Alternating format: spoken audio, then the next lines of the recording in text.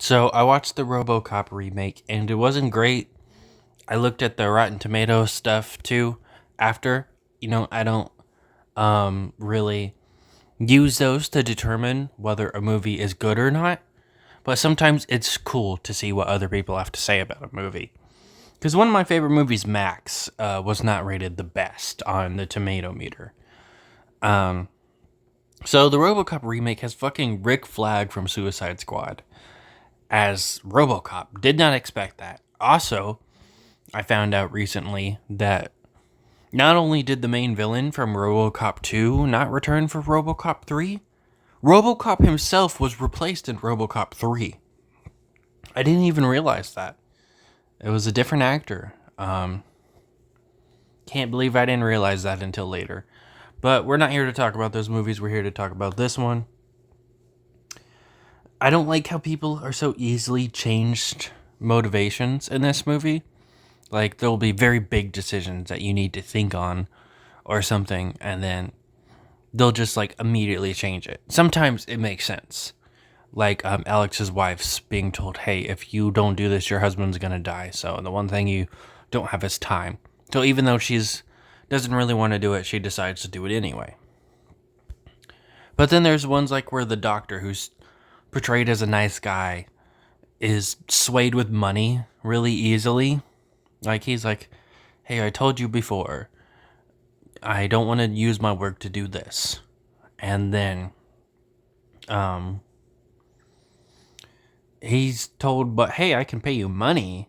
And then his mind is so easily changed. And then with Robocop wanting to kill himself when he finds out what he looks like now, that he only has a pair of lungs, a hand, and a head. And that's all of his, that's all that's left of his body. And he's like, hey, just kill me and tell my wife that you tried your best to save me. And he's like, but you gave your wife hope by coming back to life. You know, you're going to take that away from her? And he's like, okay, just don't show me what I look like again. And then that's that. Like,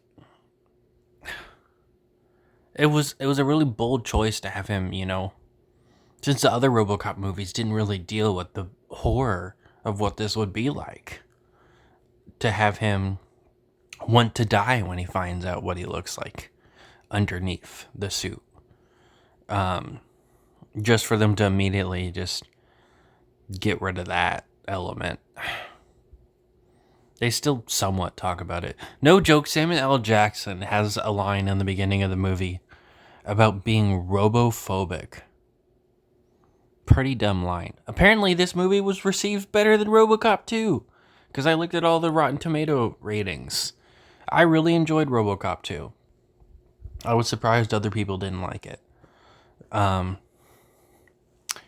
Yeah, it's not great. It's also PG-13, just like Robocop 3. Very strange choice, though this movie is able to get away with some pretty graphic stuff, which I was surprised by. I was prepared for the son and the mother to have a negative reaction when they finally see him, even though that's what she wanted. So when I saw him pull up to the house, I was like, oh God. But they have a pretty positive reaction. The son's barely a character. I wish they would have done a little bit more with him. I don't even think he had a kid in the original film, so I don't know why they added a kid just to not really do anything with him.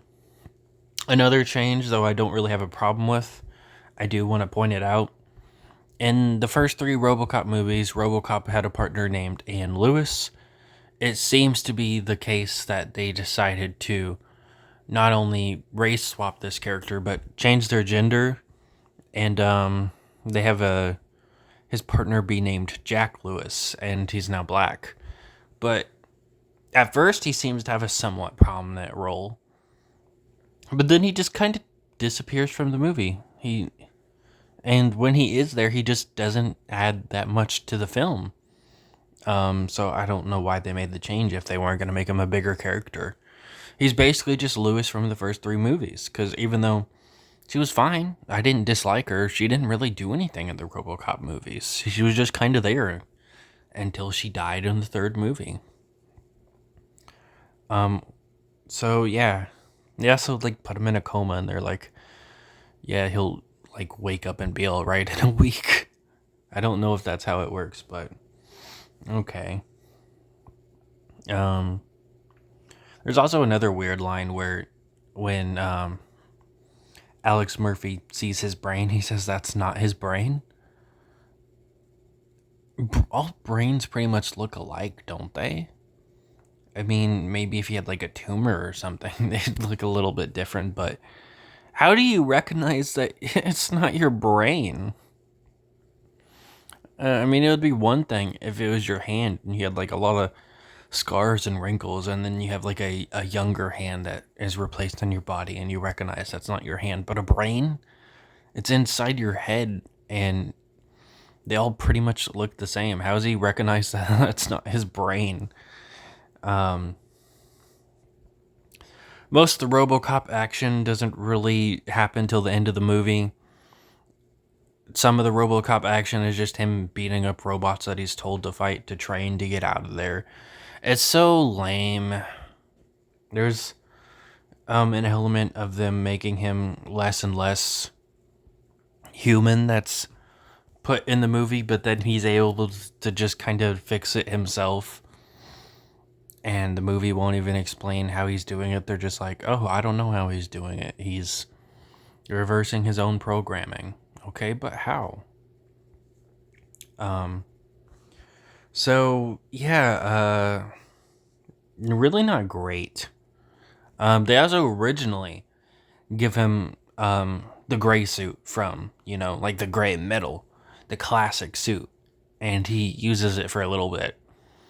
But then Michael Keaton's character is like, I think it would look better in black. So then for the rest of the movie, he's in what you see on the cover. But then at the end of the movie, they just give him the gray thing back again. I don't know why. It's not like he says that he wants it back or anything. Michael Keaton is also barely a villain. He's just kind of there.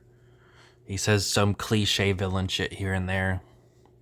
It's crazy that he was in a movie that won 4 Oscars the same year that this movie came out. Because he was in Birdman, a movie that I plan to watch soon. I've heard a lot of good things about it. I love Michael Keaton. So, I might as well watch it. Came out the same year as this movie. And he just does not do anything memorable in this movie.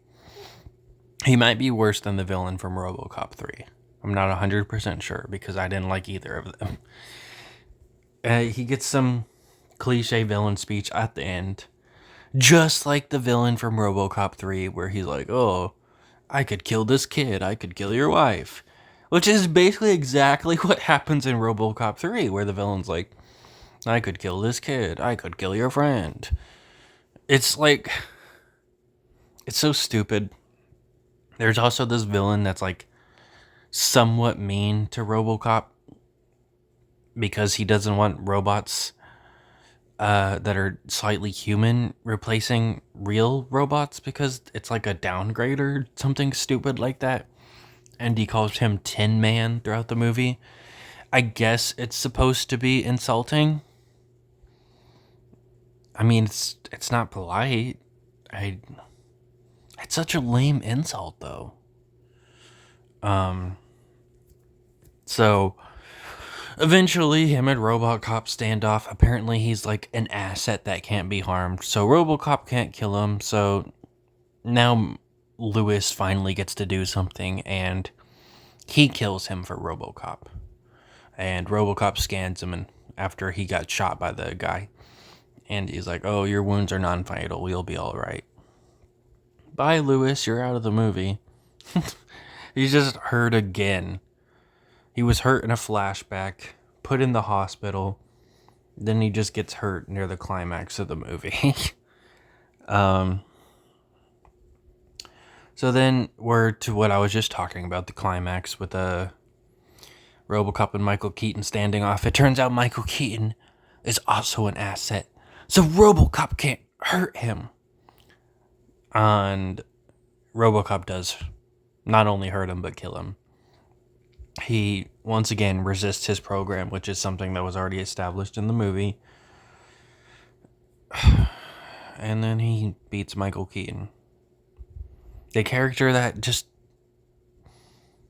was so underwhelming and was nowhere near as good as the other villain that just died. Like, he wasn't very good. But at least it was established that he didn't like Robocop, and Robocop didn't like him. Yet, the ending is Robocop beating Michael Keaton's character, who I could care less about. And it's not because of Michael Keaton. It's because the script didn't give me a reason to care about him. He just didn't do anything in the movie. He had scenes, and that was it. Like, limited screen time, you could still care about those characters. I like Jason Carvey in Scream 6. I like Mickey in Scream 2. I like Woody Harrelson's, or I'm not sure. I think that's his name, Woody Harrelson, the guy that played Carnage and stuff. I liked his performance in No Country for Old Men, but he has like 5 minutes of screen time. But what they do with Michael Keaton doesn't really make him a villain. Like, he does bad stuff, sure.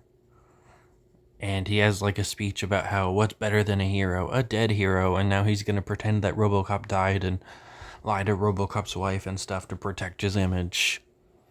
But that's like before the climax of the movie. Like, they're finally trying to make you somewhat hate him before he dies. Like, okay, that doesn't really work. And then Rick Flag also gets to, say a very half-assed thing of his iconic line from the original movies.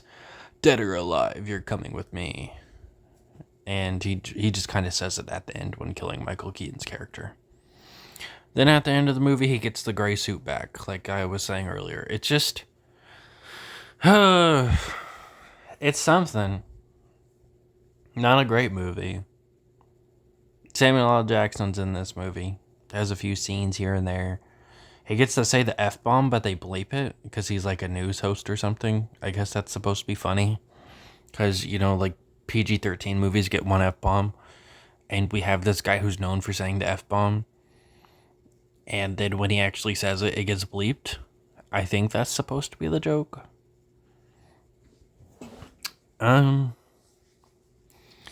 Not a great movie.